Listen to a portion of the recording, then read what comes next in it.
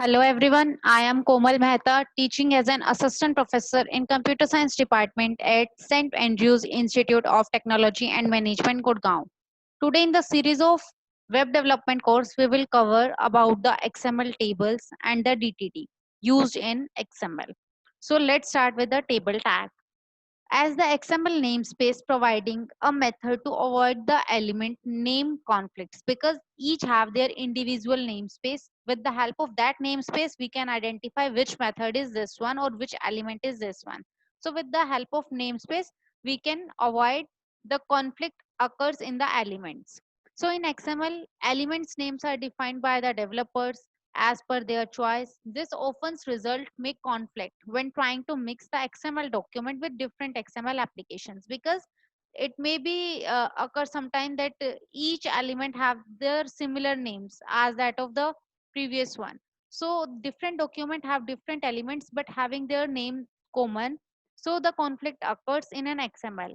To remove this conflict, we add on the namespace. And with that namespace, we can identify each and every one.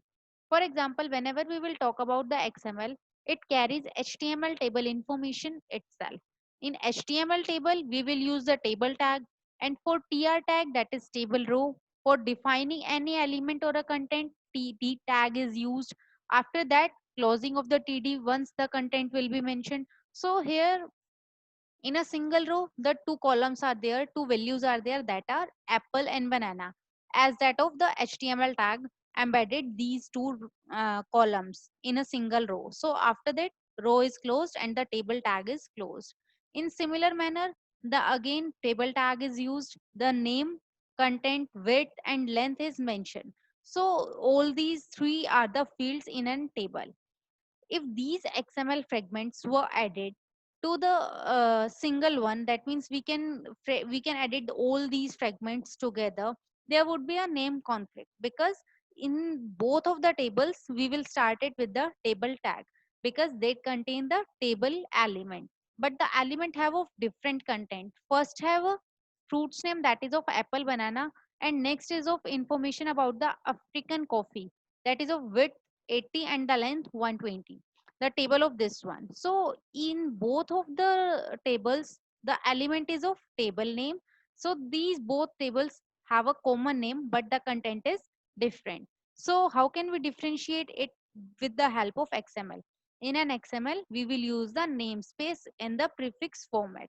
So a user in an XML will not know how to handle these difference. Name conflict in XML can easily be avoided using the prefix name added in the table tag. Once that will be done, the differentiation is done easily. For example, in the previous first table, when fruits were mentioned, we will add on the prefix of H. So in H, that is of prefix, every tag contain the prefix as of this particular namespace, that is of H. So H colon table, H colon TR. In similar manner, TD contain H colon TD and H colon TD of banana and apple. Once that will be done, closing tag also contain the prefix that is of H colon TD backspace H colon TD. And once the TR tag will be closed, the table tag will be closed in similar manner as that of the previous one, but having the prefix with of H. But in second table, when we will talk about the African coffee table, then the prefix will be added that is of different name. Here the example is of F. F containing the prefix of second table, H containing the prefix of first table. So both have of different prefix. Here F colon table, then F colon name, F colon width, F colon length, F colon table itself. The closing tag and the opening tag both have of namespace that is of F, or namespace we can say the prefix one. When we will use the prefix in an XML, a namespace for the prefix must be defined. The namespace can be defined by any of the attribute by the XMLNS attribute in the start of an attribute, because here we will add the H and F in the previous example, but what do you mean by H and what do you mean by F? We don't know about that. Even we are not aware of the actual path or actual URL of the H and F. So we have to mention the actual specification of the prefix we will add in both of the table as of namespace in the top of the XML document. So firstly, we have to add on the H colon table, because in first table we will use prefix that is H, and XML and S colon H is a prefix, is equal to the URL, the path we want to add on. In similar manner, F will be used, and that the process will be done with the URL. These two are the namespaces we have to add on whenever we will talk about any XML document we will use. Whatever we want to use add of prefix, we have to mention the URL of that one also in the previous document, top of the document. When namespace is defined for an element, all the child element with same prefix are associated with the same namespace, because once the prefix will be mentioned, we have to add on the information linking with the element. So in every of the document, every child element with the same prefix associated with the same namespace. If you want to differentiate both of them, then you have to add on different namespace. And namespace can also be declared in XML root element with the help of root tag.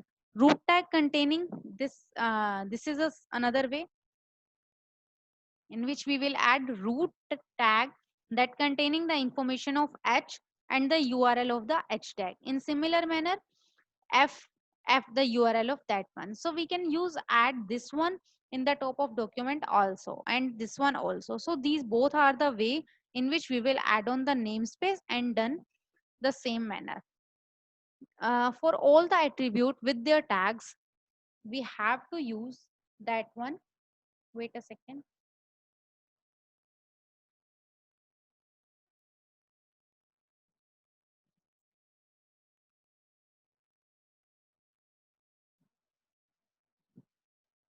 This is not opening right now. You can use this particular link for all the tags in an XML, in an HTML. What we want to format the tag in the manner of the XML, in the manner of the HTML, both are mentioned in this particular link. So you can go through from that link and focus on the tags which we will use in an XML, because about the HTML I already discussed in the formatting tags of the HTML in previous video. Next is the DTD. DTD means document type definition. In document type definition, that defines the structure of the XML document.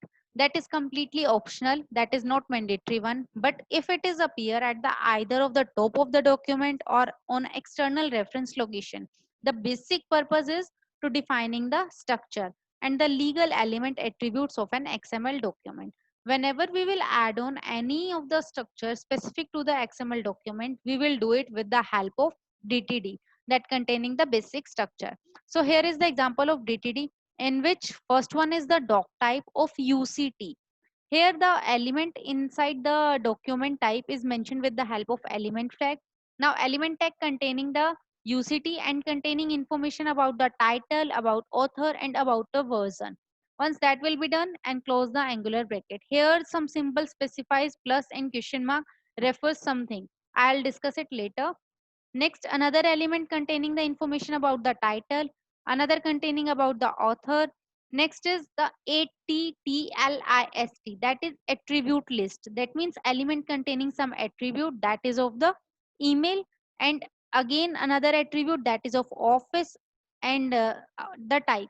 Now the all the attributes are of which element? We have to mention that one. So that is the author is the element that containing attribute that is of email. In similar manner, author is the element we contain the information about the office attribute.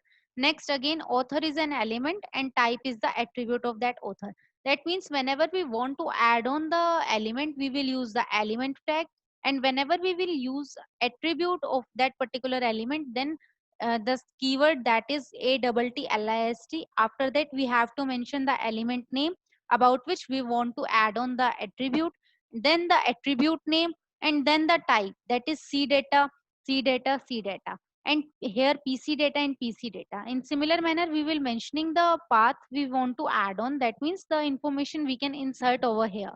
Next is the hash required, that is the mandatory task or not. Now another element is of version that contain the description of the number. Another element is number that contain the data is of PC data. So this is the basic structure of the DTD. We can say here the element defines the basic unit of the document structure. In the above example, they are used to specify different elements and sub-elements of the document of type UCT. Here the type is of UCT. The bracket is used to specify either depending on the list of the child element, that means sub element. Each entry in the list can optionally be followed by a symbol, and each have of different meaning. Here you can see the UCT, the document type, and the element, first element is of UCT. Here the UCT means the type of a document.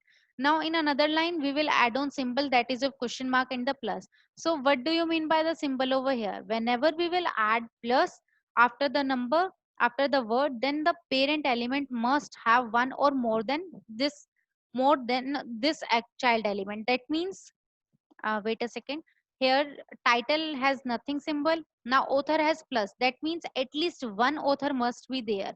If more than one, then it is possible also, but at least one is mandatory. Next is the multiplication symbol, that means the zero or more than this child. That means whenever we will add on the asterisk sign after the content, then this is not mandatory, that is the optional, because it is up to 0 to more than this child member.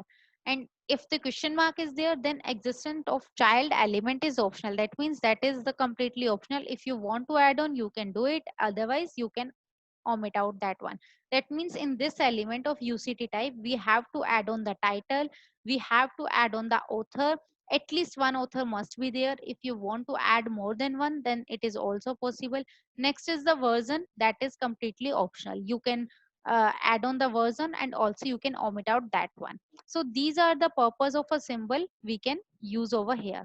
In the above example, UCT element must contain the title element, at least one author element, and optional version, that I already said to you.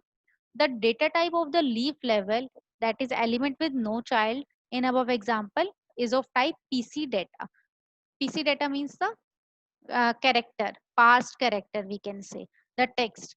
Alternatively, the element could consist of an attribute list which can be defined using the keyword. Here, ATTLIST is the way, and the basic syntax of that one is ATTLIST. Next is the parent, that means about the element you want to add on, parent element. Who is the parent element? That is the author in the previous example. Next is the attribute name we want to add on. Next is the type of an attribute we want to add on, and after that hash required is hash required is completely optional and can be used to indicate the attribute is required or not.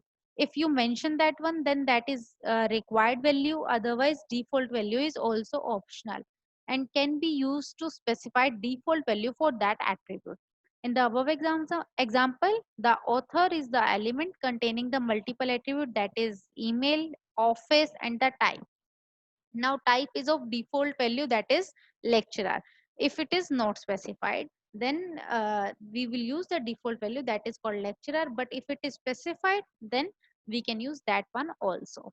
So I hope the concept about the DTD is clear to all of you. One activity is given to you for the DTD, that you have to do it and create a structure according to the DTD. Firstly, you have to create an element that is of ID data. Next element is of name. Next element is of first name. After that, middle name. But middle name can contain zero or more. That means you have to use symbol for that, that is asterisk, because asterisk contains zero to more than that value. So we have to add on the middle name with the symbol, that is asterisk. Next element is last name. After that, date of birth. Now the attributes of the element will be there. The attribute is of day, month, and year. And all the three are the required one. That means you have to mention the required value will be there, because you have to add on value. They can't take by default value. So you have to do with the help of hashtag required. Next element is of blood group, and that is of optional. That means you can use with the help of question mark symbol. So the basic structure of the DTD is defining what the element we want to add on, what are the value they can take, how can they use the attributes, what do you mean by the attribute list, what are the symbols we required if there are more than one child, if there are zero child, and if the optional attribute will be there. So all these are described in a single structure that is called a DTD. But DTD completely helps in creating a structure. It does not mean that it helps in XML document about the transportation or about the sharing. It deals with the structure, basic structure, so that we can identify what the actual content in an XML document is. So the brief description about an XML document is done with the help of DTD. I hope the concept of DTD and the tabular format in XML is clear to you.